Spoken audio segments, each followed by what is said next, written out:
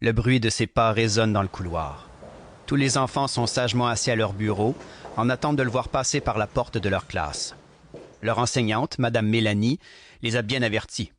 Si l'un d'entre eux s'agite, ils seront tous punis et devront rester à l'intérieur malgré la récréation qui approche. Il faut dire que Fabien et ses coéquipiers sont habitués à la discipline de fer de leur enseignante. Chaque année, c'est pareil.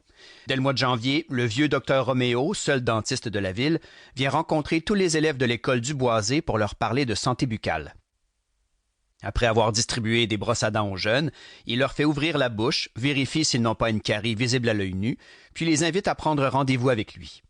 Le dentiste est bien gentil et trouve toujours le moyen de faire rire les plus jeunes et de sécuriser ceux qui ne sont pas à l'aise sur sa chaise. D'ailleurs, très apprécié dans la ville, le docteur Roméo est un peu comme un monument dans l'imaginaire des citoyens.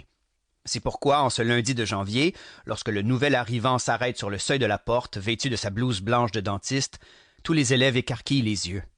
Devant eux ne se tient pas le bon docteur Roméo, mais un homme qu'ils ne connaissent pas du tout.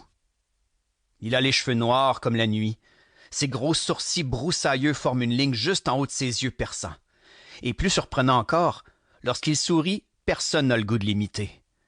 C'est qu'il a un regard un peu fou qui force les élèves à avaler leur salive de travers. Un murmure de surprise se répand dans la classe, mais l'enseignante lance aussitôt un air sévère aux jeunes, ce qui les fait taire rapidement. Fabien, pour sa part, tourne la tête en direction de Tristan, son voisin de pupitre. Les deux amis se comprennent sans avoir à dire quoi que ce soit. Ils sont d'accord, l'homme qui vient les voir est bizarre.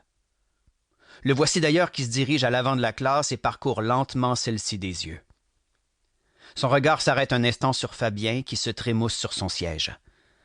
Nerveux, le garçon replace ses lunettes sur son nez. C'est qu'il n'aime pas être observé ainsi.